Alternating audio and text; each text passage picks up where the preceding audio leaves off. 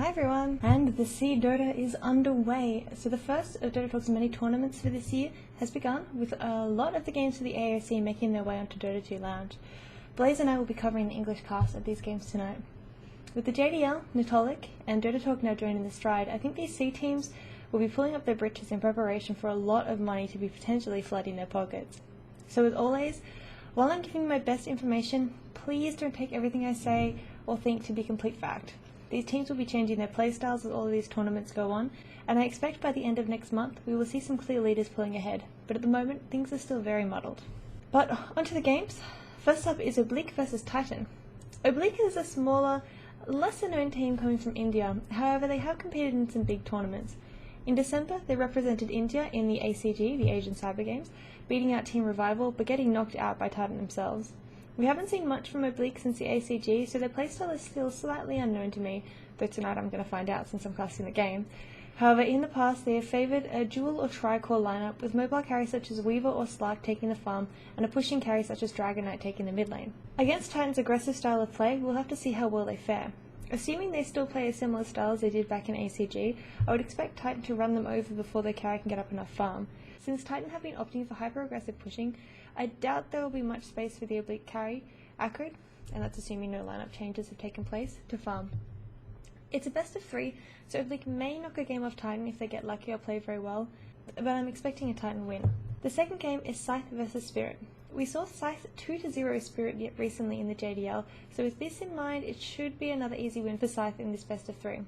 Spirit haven't beaten out one of the bigger teams in a while, and while they are definitely a strong Vietnamese team, they aren't quite at the level of Scythe. In terms of drafting, Spirit normally take a dual or tri-core as well, favouring pushing heroes such as Lone Druid, Death Prophet or Clinks, while also grabbing aggressive roaming support such as Nyx. Spirit also favour the Wisp pickup, so we might see some Wispy action tonight. Spirit Gaming are known for their carry player Miracle, who made a splash in the Dota 2 scene playing for a variety of Chinese and Southeast Asian teams.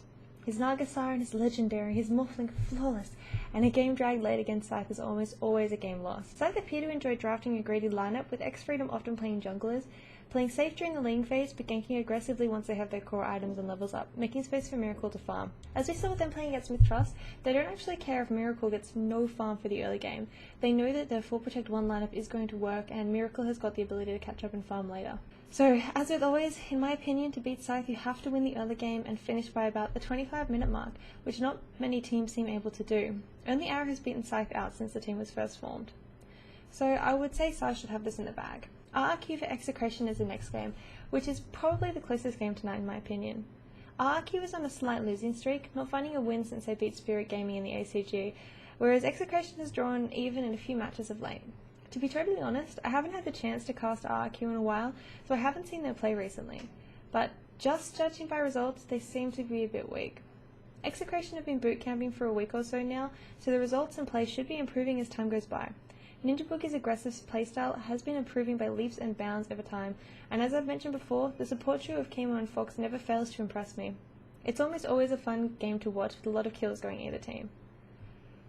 So with that in mind, I would give a slight advantage to Execration. However, given that I also haven't seen RRQ play myself personally for a month or so, I can't be 100% sure. Either way, I would expect some nice games from this best of 3, with potentially some interesting hero pickups and a lot of aggression. The last match from the AOC is DefA versus Everlast. Everlast are a reasonably new team to the scene, whereas DefA have a lot of familiar faces such as Purge and Blitz. Given the big names playing under DefA, odds are heavily favouring them, especially considering the unknown factor coming from Everlast. However, I would not count Everlast out totally. They do have the famous Thai player and Bungsal Ro team, who is renowned for his great offlane play when he was in Mythtrust, as well as a fantastic mid-laning ability. Solotic, Noctis, and My Pro used to play under GX Gaming Brutal, a team which showed some promise last year, so neither are they noobs to the competitive scene. Similar to RRQ, I have not seen anything from Everlast yet, so how well they will play is yet to be seen. I won't be betting on this match as it's a little bit too risky for me, though once we see how both DefA performs under lag and Everlast performs with their new lineup, things will be a little bit clearer.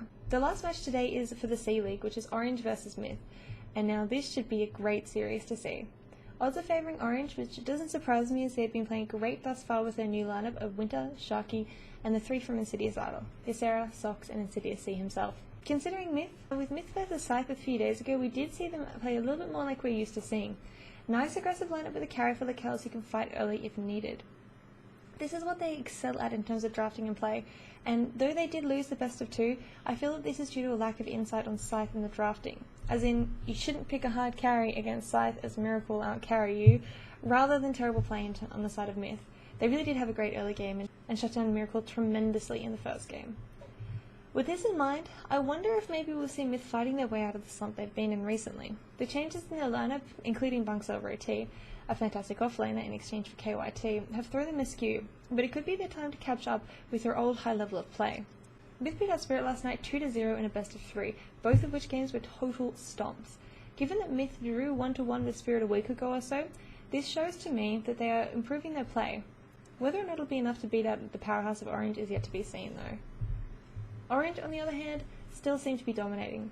Last night they did lose to Spirit in a best of 3, however they managed to take a game off them, showing themselves to be strong competitors. The games were incredibly close as well, one going for 70 minutes and the last one going for 50 minutes with a total score of 6-9. And I can imagine if I had been casting that, I would have died of boredom. So at this point in time, I would say that Orange are a stronger team than Myth. As always, Winter and Sharky impressed me with their roaming, and Insidious's micro is always worth a mention if he can get an Enchantress or Enchant. Given that it's a best of 3, I am expecting a 2-1 going in favour of Orange. Myth, if playing their best, do have the skills to beat Orange's current lineup, but it'll all depend if they can keep it together for all 3 games. And that's it for today. I'm really excited to see so many new games for the Southeast Asian scene coming to fruition, and I think it will be a blast watching how these teams develop over the next few weeks, with so many matches for them to play. Either way, hope your rares are safe, and I'll see you tomorrow.